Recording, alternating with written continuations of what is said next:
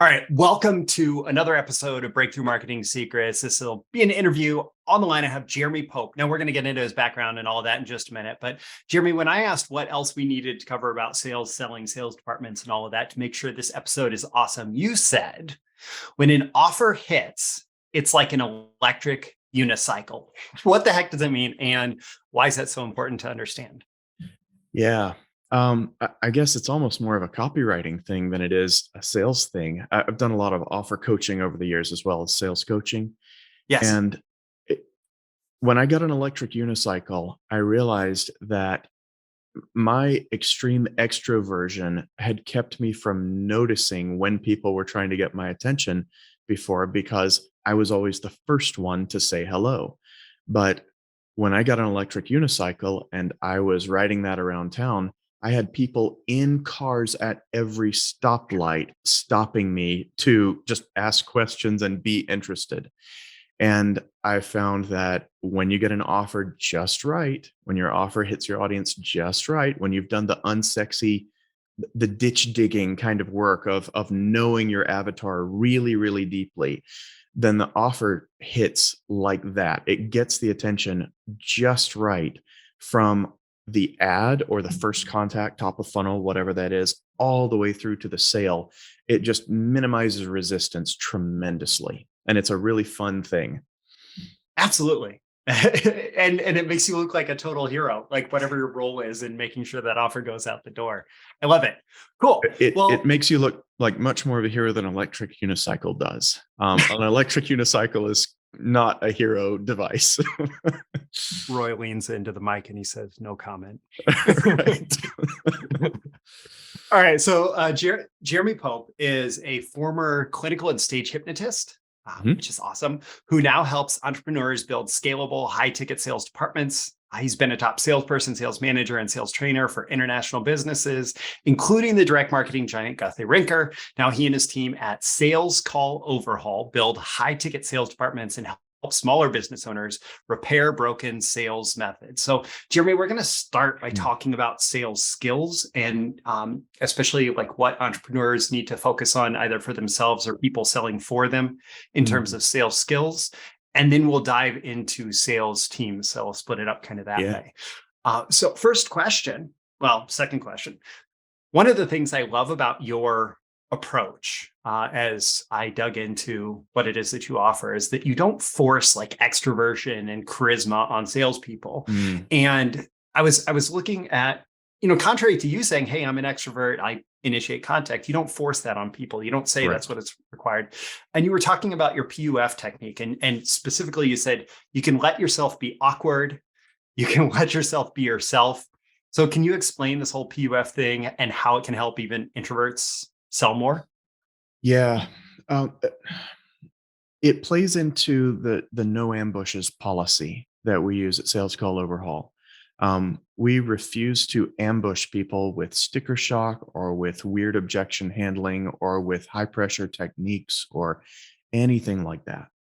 And Yeah. so the price upfront technique, the PUF technique, is basically it's one version of my elephant in the room method. It's just, and copywriters tend to resonate with this really well. They tend to be more introverted, so that let's get the pressure out of the way, and B, um, they get the avatar research. So if you know what your people are going to bring up, what your ideal clients are going to object to, why would we not deal with this at the beginning of the sales call? Why would we not start educating around this in the marketing before they get to the sales call, in the application, in the whatever your funnel is like?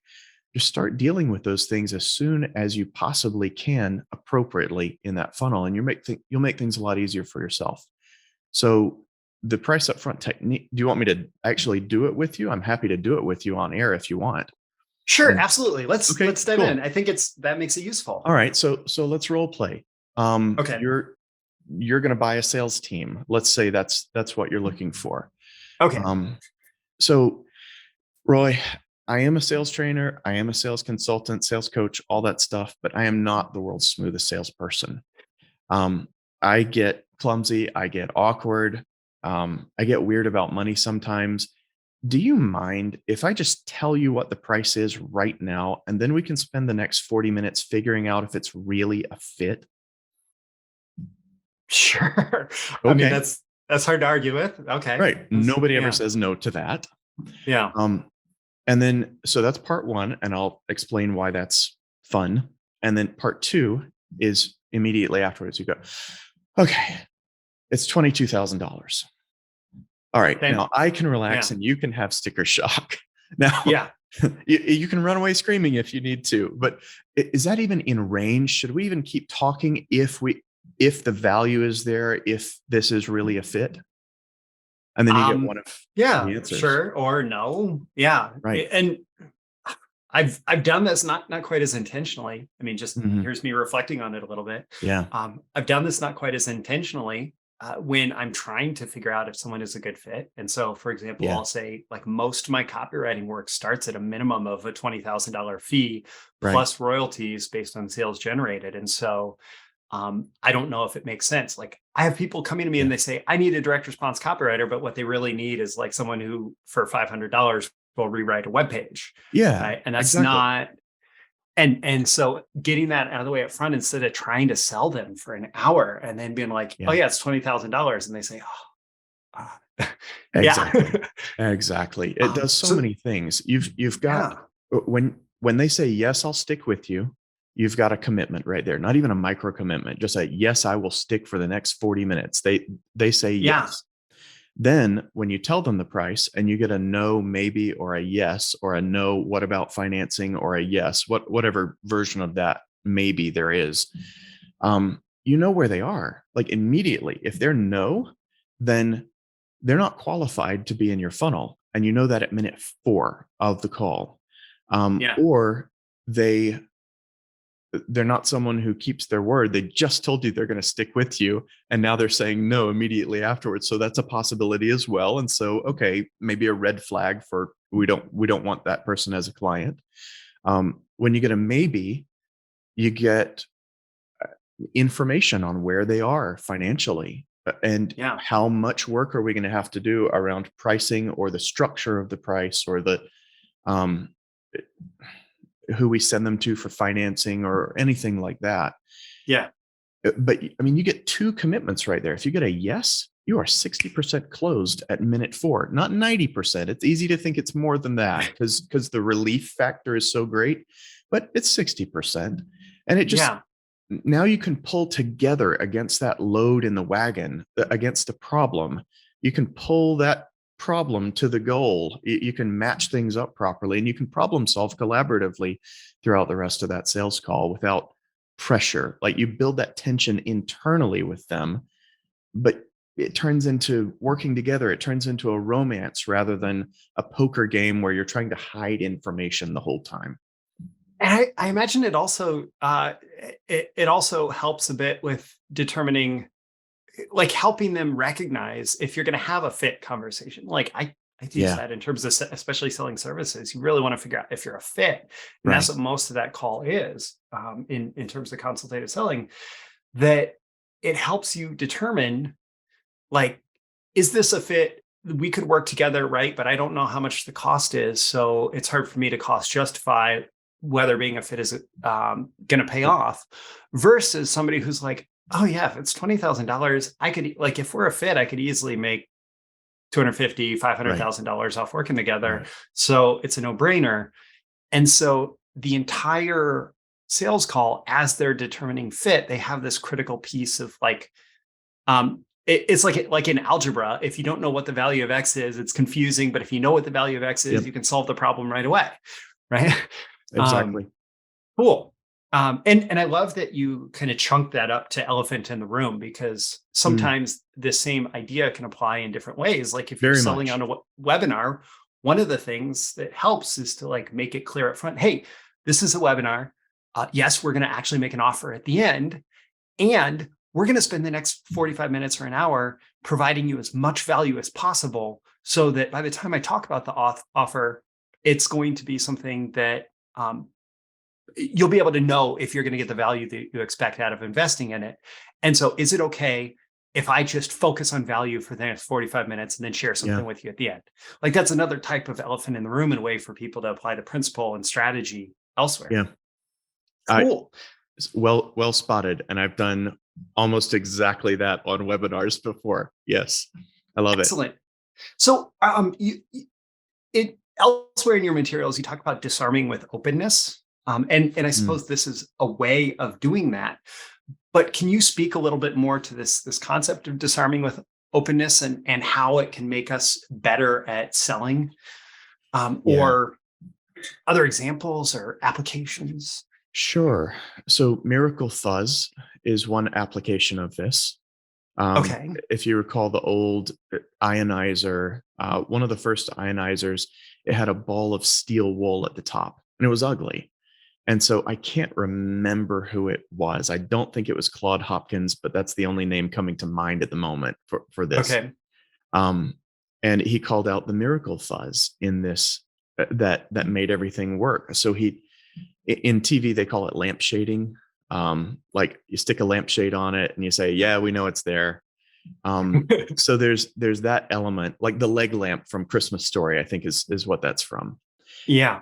And then the Schlitz beer, it's filtered kind of thing. Well, yeah, all of them were filtered, but we got really open about it and we used that as a unique mechanism. Like there's some element of that in the sale itself. And so it should flow all the way through from beginning to end of your marketing and sales process, the entire funnel from start to finish.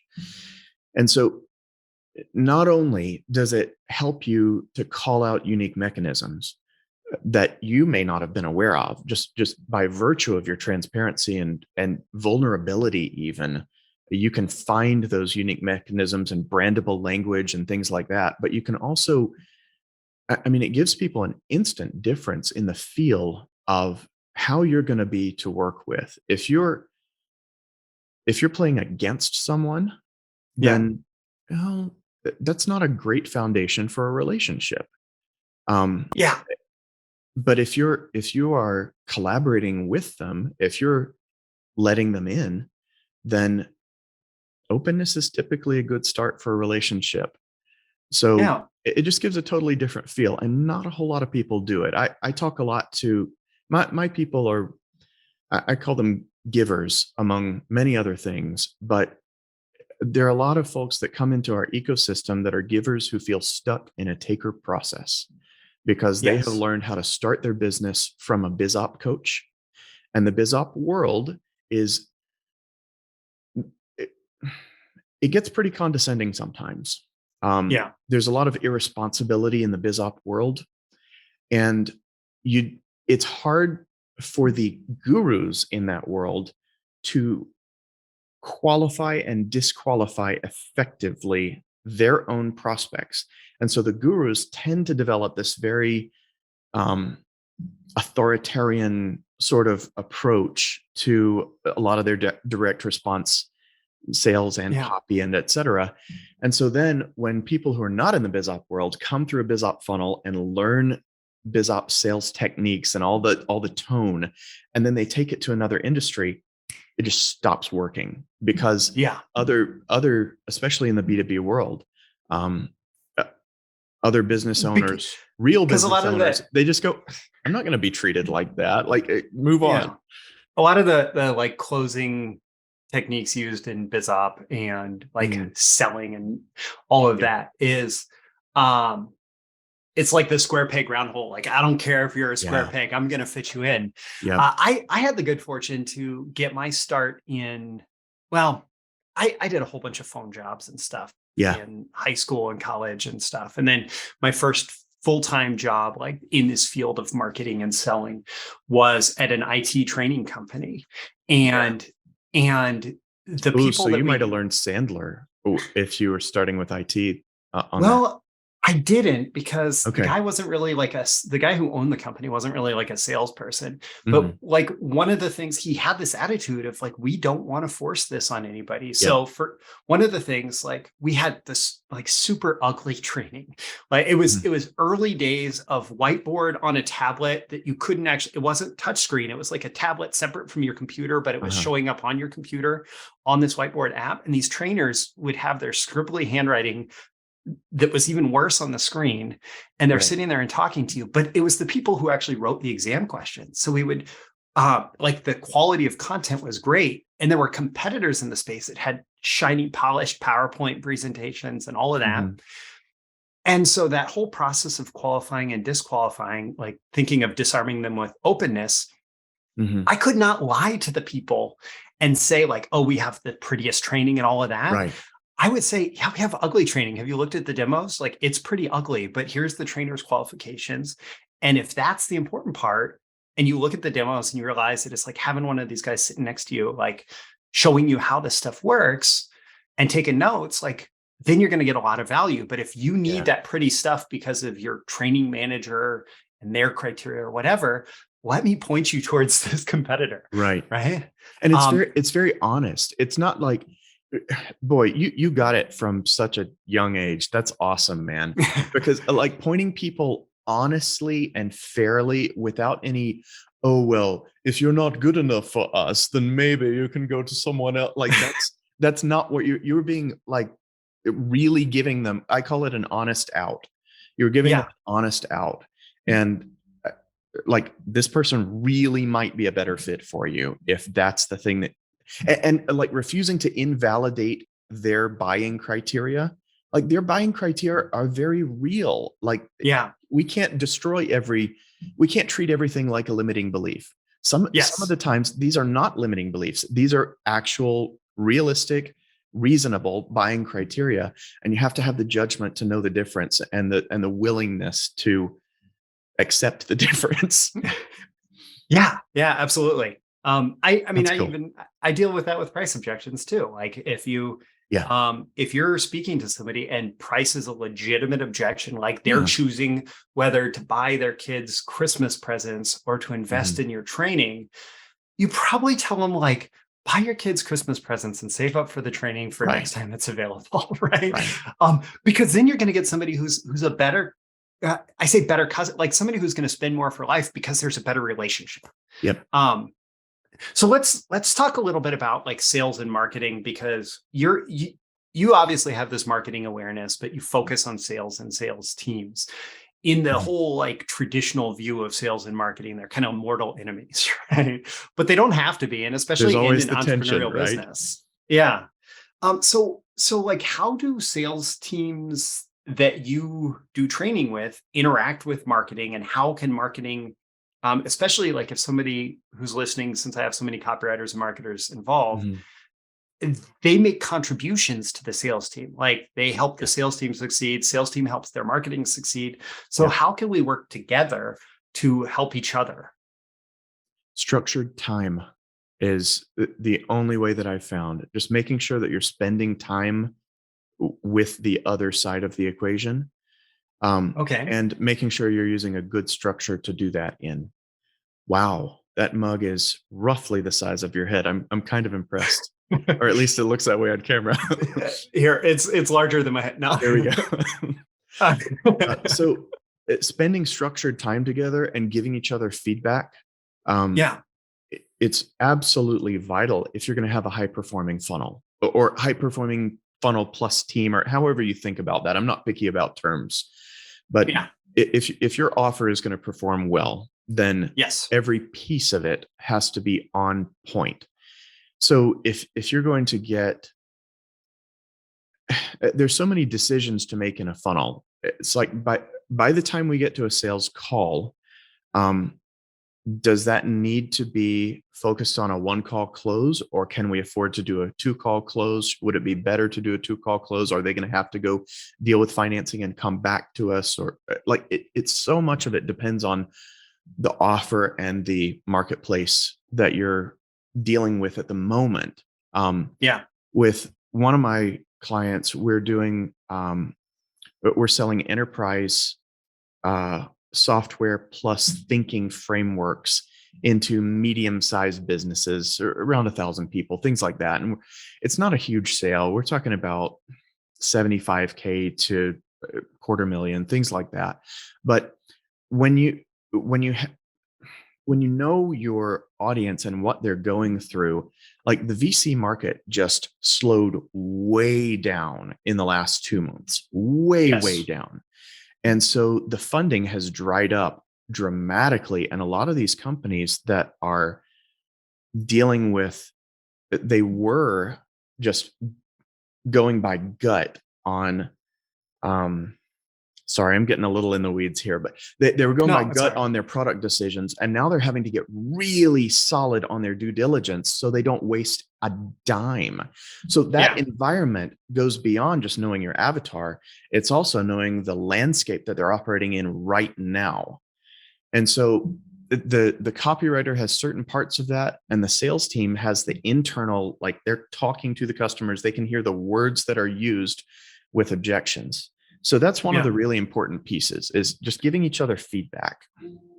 Yeah. And having that be a proactive thing. I mean, one of the easiest ways to write great copy is to just to have a conversation with the people who are having conversations with the customers, Yeah. and knowing what all the hot buttons are, or have your own conversations directly if it's more of a direct to consumer offer. Yeah. But to know, like, this is the topic of conversation that they're thinking about right now. This is what they're thinking about in the market. This is what they're thinking about relative to their experience Yeah. of the problem, and then just reflecting that, Right. and having that show up in the copy.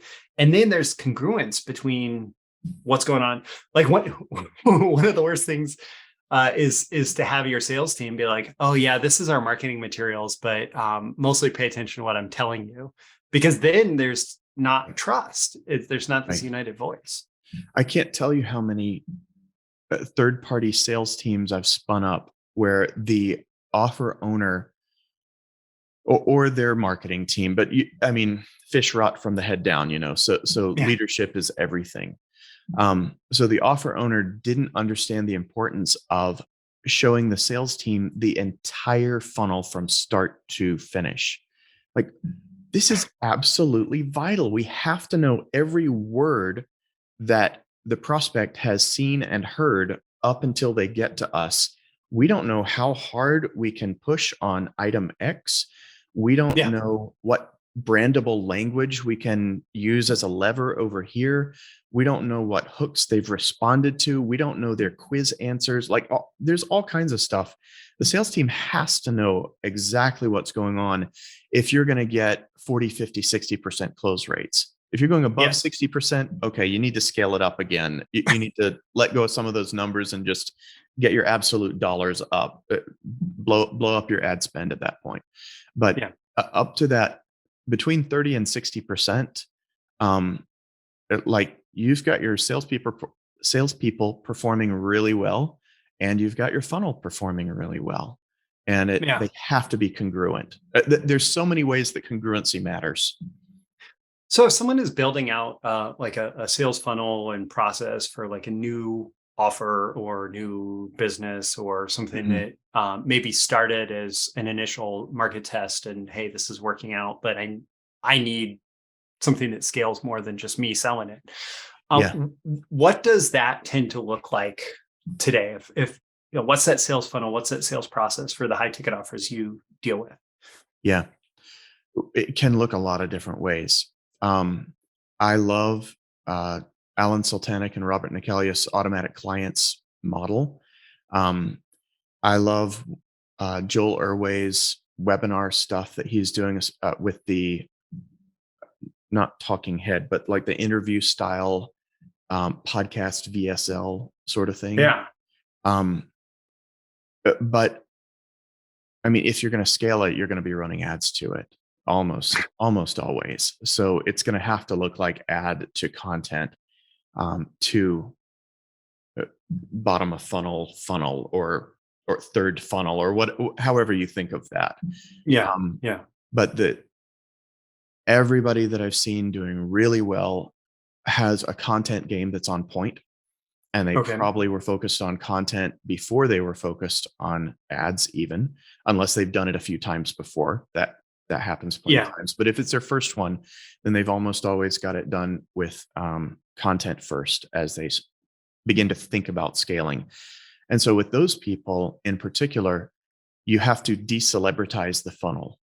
Otherwise, you get about an 8% deflation in your close rate. So Talk about this. sure. Um, so funnel decelebritization, it's part of what we do in our funnel audit. Uh,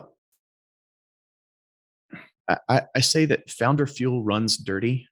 Like as founders, we can make a lot of different kinds of deals happen, and we can run on a lot of different kinds of fuel. Yeah. But we make a giant mess while we do it. We throw off a lot of pollution while we burn up whatever kind of fuel we're running on, Okay. adrenaline and lack of sleep and things like that. And so we'll make a lot of dirty deals. And then as we're scaling, we don't realize how weird the deals are how customized we make these deals. And so that's one piece where we have to make sure that the sales team has confidence in their own authority on exactly what types of deals can and cannot be made with financing or with pricing or with bonuses or anything like that. Like founders make Yeah. that stuff up all the time, and they don't Yes. think about the fact that salespeople, they cannot do that. Like this is Yeah. not something you want your salespeople doing. It will demolish your business if you gave salespeople the same free reign that you had as a founder, because they don't have the same knowledge, judgment, intentions toward your business. I mean, you They're have to also making decisions based on your paycheck, not their own. exactly. Yeah. So that's one piece of it, kind of peripheral. But the other piece of the decelebritization is that you have to trade on your own name. You have to trade on your own expertise. You have to trade on a lot of these things if you're the influencer, especially in the coaching world, which is I've Mhm. done probably more in that than some of the others. But it, you have to use that in your marketing, because if you're bootstrapping, it's one of the only things you've got. Yeah. But then you have to, in the funnel itself, you talk up my team, my team, my team, my team, my team. So every step of the funnel has to pump up the next step of the funnel so that the prospects are not deflated when they get on the phone and, oh, it's Jeremy. Oh, I thought I was going to talk with Roy. And Yeah. some of them say that, and some of them, you can just see the air go out of them a little bit, but it has a measurable effect on your salespeople's close rates. And you don't want to come back to them for dumb reasons going, oh, well, this team can't close or that person can't close. I want you to get rid of that person and put somebody else in that slot. No, no, no, no. You fix the systemic problem, and you will make it easy for a decent salesperson to become an amazing salesperson on that funnel. Yeah. I think that's like, yeah. I mean, it's definitely a challenge for the founder who starts off doing all those things themselves. That you start off like, hey, have a chat with me. You know, we'll figure this out. We'll do whatever. Right. But then when it comes time to scale, you realize that you can't take 75 phone calls a week, and you Right. can't Right. you can't scale your time. Time is Um, totally unscalable. yes. And so then you have to be intentional about stepping back and pulling other people to the center. Yeah. And I think that idea of my team, my team, my team is a very scalable way to do it. Because Yeah. if you just say, oh, now I have Jeremy, now I have Bob, now I have Jane, now I have whoever, right? Then you can't scale their time. Right. Yeah. So how Right. does an entrepreneur know then, this is like a perfect setup, when it's time to delegate parts of their sales process, and where would you start in terms of this delegation thinking, how to do it well, all of that. There are a few fears that tend to come up that are good flags. Um, but when you notice how unscalable your time is, That's usually one of the flags. And I'm afraid I can't scale this business because I can't work 10 more hours. I'm already at 60. Uh, my wife and kids need me. Like, this is a pretty common thing. Um, there are a lot of times when entrepreneurs, they decide they hate being on the phone. And okay, that's fine, but it's not necessarily a flag for are you ready to get off the phones? We make a lot of decisions emotionally. That the classic founder disc profile is a high DI. Both of those are the impulsive two profiles right there. Yeah. So being a little more systematic about it, um, we've got a resource that we're about to put up on the site about when are you ready. So Okay. we can point people to that. But off the top of my head, what are you afraid of right now? Pay attention and write it down. What are you afraid of right now? Be really honest with yourself and then burn it afterwards so that you can be honest with yourself. Yeah. Um, and that's going to point you in some interesting directions. As a business coach, not just a sales coach, I do almost more business therapy is a lot of what I end up doing. And what's the hardest thing right now? What's the thing you're most afraid of right now is highly likely that's your most high leverage item that's creating a bottleneck in your business in some way or another. And you might need help to see it, but it's Yeah. very likely that there's a bottleneck around that thing that you're most bothered by.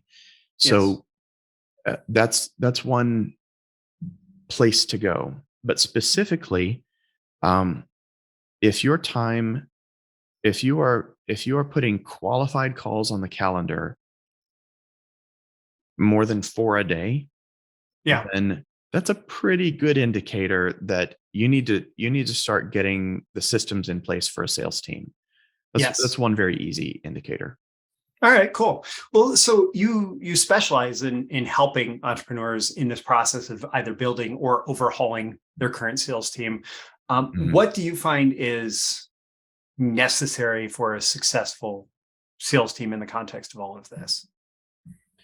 A lot of support.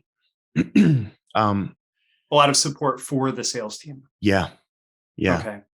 Uh, salespeople need a lot more clarity than the founder does, due to, in part, to that authority thing we talked about before. They should not have the authority to make these deals, so they need very clear boundaries, or they will come in and you'll feel like they're breaking all your unspoken rules that you've never bothered explaining to them, and Yeah. or they'll be timid.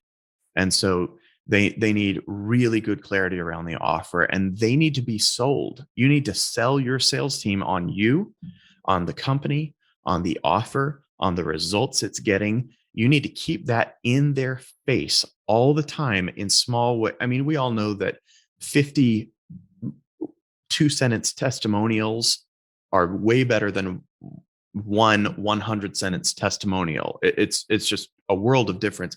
It's the same thing with salespeople. Your employees are your customers. As a CEO, this is your new customer right here. And so Yes.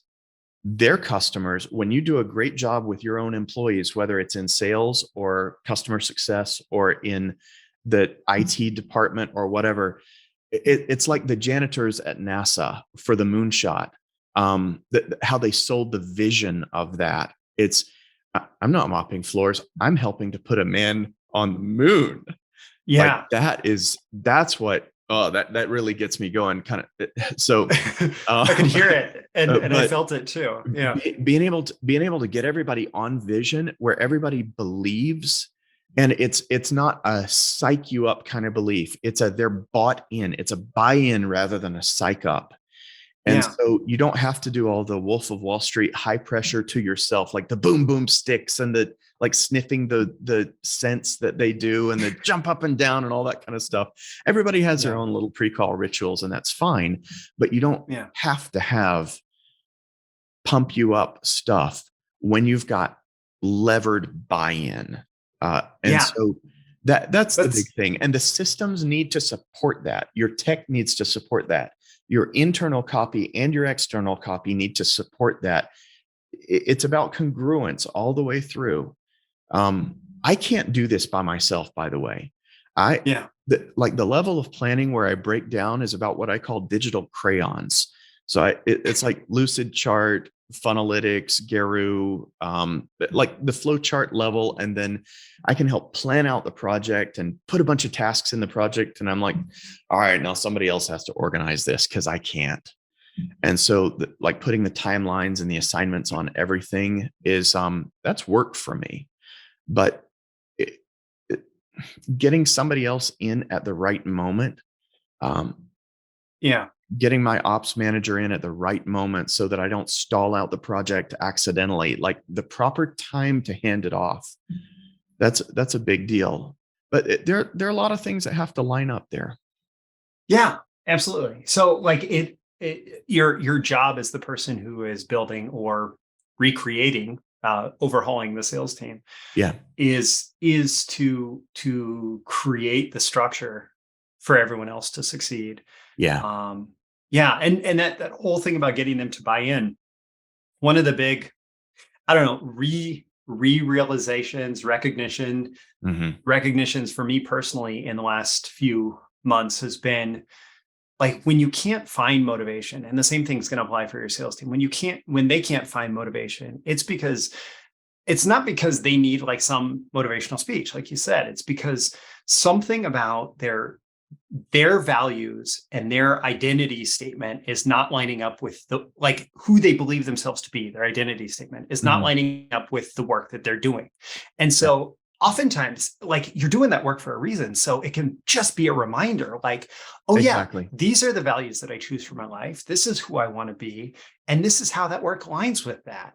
Yep. And so like when you have that strong for yourself as the entrepreneur and you're able to communicate that vision for the team and they're able to recognize, yeah, I value that too. Like I'm glad I'm here for this reason. Then like motivation is a byproduct. It's not like what you start with. It's not the cause. Exactly. Cool. And so clearly, like, I have a question here about culture, but clearly we've been talking about culture, right? If the culture is right, the sales team succeeds, and all of this is the implementation of culture. Peter Drucker, a famous business consultant, said, culture eats strategy for breakfast. And a good culture will create a good strategy. When you have the right people on board and they're motivated well and there's a vision, then they will create the right strategy to achieve that vision. Yes. That's an excellent quote. I'm writing it down again, even though I know it, just so I'm reminded of it, tied to this interview. So let's say, so I was working with this business, the IT training company, right in that kind of transition period from founder and small team kind of doing everything, right? Like hired somebody to be sales and marketing. Then I was like, there. I was the marketing guy that came in at basically the same time as like, so sales and marketing guy became president, and then there's a sales guy and a marketing guy, and then we were growing, right? And so there's a lot of speed bumps in that growth process. So how does a business know when they need help with their sales team, when they need someone to like come in and be that third party outside voice that can help them out? I'm just curious if you can give any insight about that, about like what's that decision making process for getting help from someone like you? Yeah. Without being too salesy, there, can you do it on your own? I mean, if you can do it on your own, then do it. It's cheaper. It's really just a cost benefit analysis in the way that I think about it. If you can do it for less than 20K, then do it. Just make sure to factor in your labor and your training and your retraining and all that, the time spent. A lot of people don't think about their own labor in getting a new initiative going and how much work a new initiative is. So it just Yeah. Writing down your costs is a very simple way to do it. And not a lot of people do it that way, but it's certainly an easy one. Which way is cheaper? And what's your time frame? Are you familiar with the Strengths Finder test, the Clifton Strengths from Gallup? Yeah, I haven't gone through it. It's been one of those things that's on my to-do list for a while. Fun. If you go buy the book on Amazon, they give you a code for the top 5 strengths. And my top one is individualization. So when I get questions that are, what's the time? What's the way to know? What's the right way? That's hard for me because everybody has a different situation going on, from their funnel to their market to the landscape for that market to, I mean, what role in the business they are currently filling. That's a big deal too. So if we think about this like a diagnosis process, are there some common symptoms that you've seen show up as people are approaching you and saying, Jeremy, I need some help here? Yeah. Their calendar is full. They're selling well right now. If somebody comes in and they are not, they're not selling, this is not the time for a sales team. This is a time to fix the offer. This is a time to fix the marketing. This is a time to fix your own sales skills so that you can appreciate a sales team. And that's fine. That's cool. We help people with that stuff too.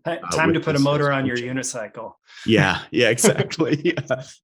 But with the people that are ready, they're selling well.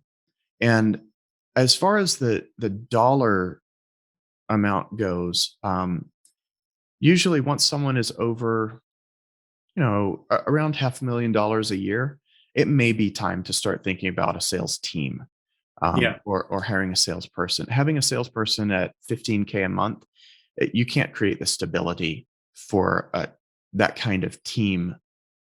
I mean, if you're hiring a salesperson, you're hiring other people too, and you need to just focus on revenue and fix your fulfillment, fix your offer, so that you're very productized and you can just bang them out one after another and bring in 1 billion clients a month. Like, it's about creating that scalable product or scalable. Yeah, the product itself has to be scalable. That's a great way to put it. Yeah.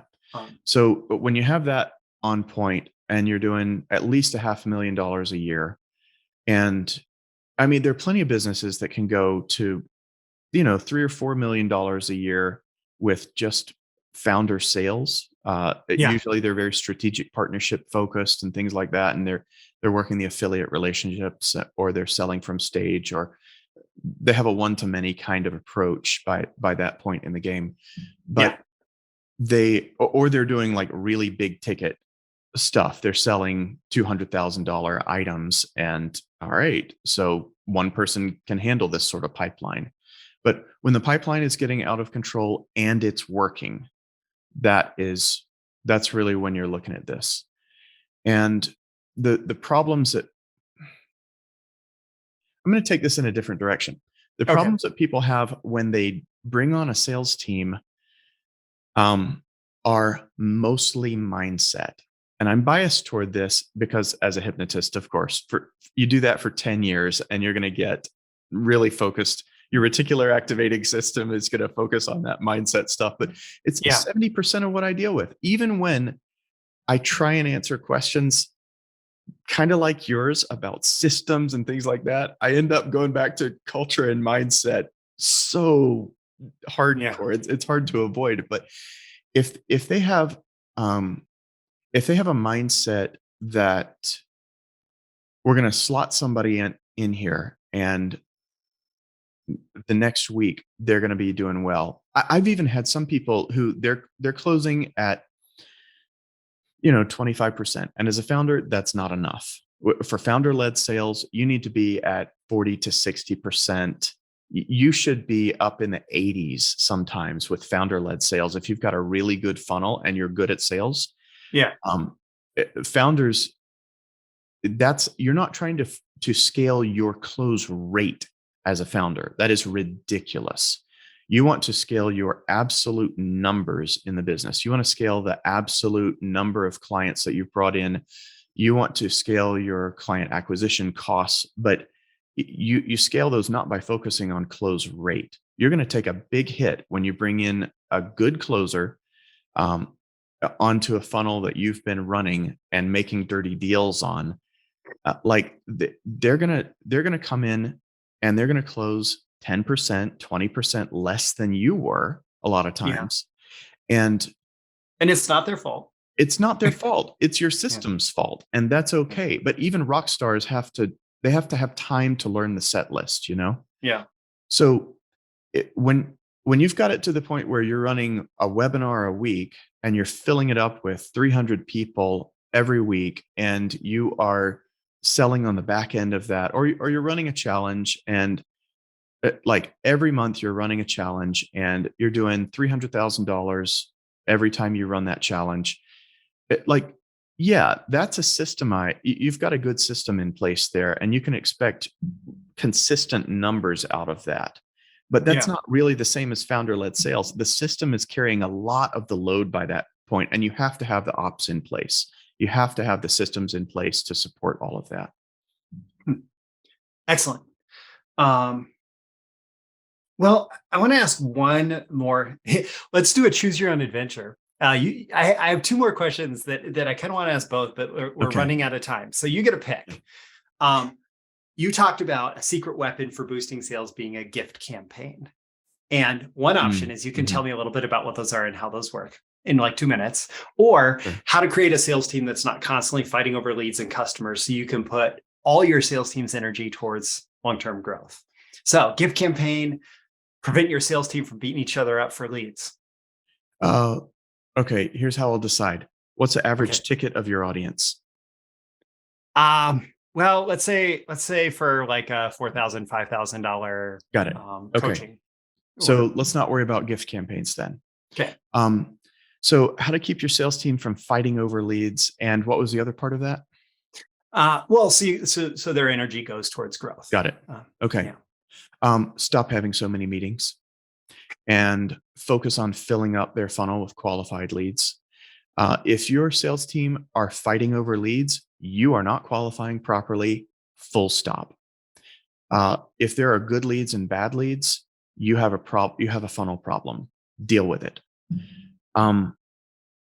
As much as I like to think that I have a great big impact on the world, as much as I like to think that my advice makes a giant difference, I learned better as a hypnotist that I can't, this is hypnosis, not slavery. I can't mind control people into making a vast ecological shift in their life after they leave the office. They're going home to 5 other hypnotists of various types, whether that's the TV or the refrigerator or 3 family members that they're not getting along with in a certain way, or things like that. And it's the same thing with this. The funnel matters in your sales. The funnel matters tremendously, and it's half. It's not like 12% is funnel, and then why can't my salespeople close? It's half and half. And if you have that mindset, then you'll do well. There's these meta problems in selling where, okay, we might not have built desire enough, or it's the targeting. We might not have hit topic X enough, or it's the targeting. We might not have lowered the risk enough, or it's the targeting. Like there are a couple of problems like targeting that are a meta problem that you can never remove that variable entirely from your equation, especially with a lot of automated ad campaigns where Facebook and Google are just kind of doing their thing, or you don't really know what your media buyer is doing so much, although hopefully that's not the case. So there are some variables that it's just going to remain a multivariable problem, period. Yeah. And so you have to keep that in mind. And then, but if you have qualification in place and your leads are good, your salespeople will not be fighting over the leads. If your salespeople are fighting over the leads, this is a sign that you have failed as a marketer in your CEO-ship, in your foundership. Now your bottleneck has moved from sales to marketing, and now that's where the failure point is, and you have to go be that for a while you let the sales team kind of sort itself out or get someone to sort it out, or whatever the case may be. But that's a marketing problem. If the salespeople are fighting over leads, you should never have a Glengarry, Glen Ross situation. Excellent. Excellent. So let's talk about where people can go to find out more. And since we were just talking about quality qualified leads, who is a best fit to pursue more information from you? So number one, I'm going to include a link in the description. It'll go to salescalloverhaul.com/resources, which is your sales call overhaul business. And what are they going to find there? And who is it a best fit to go deep into what you have there? Yeah, thank you. We've got several products. One is for the solo founder who is still doing their own sales. That's the Sales Call Overhaul itself. It's a 3-call review. We go through line by line of the transcript of their sales calls and listen to the recordings, and we send back the video recordings of what we're coaching on. That is we raise the founder's close rate, so we get the founder on point with that, or the sales team. That's fine too. Yeah. And then our STAD product, the sales team A Day, that's our 20K ish product, depending on a couple of options, where they come to me and we put everything in place that you need to recruit the sales team. I often have people in my network that I can just refer over as well, but it's putting your own recruiting system in place so that you do not have to rely on a placement service. There have been so many weird things that happen with placement services over the years, and having your own internal systems for that you know how to run those systems is vital for having a strong business. For those people, that's when you get to in the $500,000 a year range, and your funnel's working pretty well. Excellent. Well, I've gotten a ton of value out of this conversation and talking to you. I really appreciate it. So thank you, Jeremy. It's been excellent. Thank you for having me. It's been an absolute pleasure. Yeah. And for everyone who's been watching or listening to this episode, thank you as well. I strongly encourage you, Jeremy told you who's a fit, whether you're selling your individual services and just want help to have better sales calls, selling your services, or if you're building an entire sales team and you want Jeremy and his team's help, all of that is available to you. The link's in the description, and I will catch you again in the next episode. See you soon. Thank you once again for tuning in to this daily episode of Breakthrough Marketing Secrets. Remember, check out the links with this episode for even more value. Now make sure you like, comment, share, subscribe, and engage in every way you can to keep this show going and growing and delivering daily value to you. I'll catch you soon for your next big breakthrough.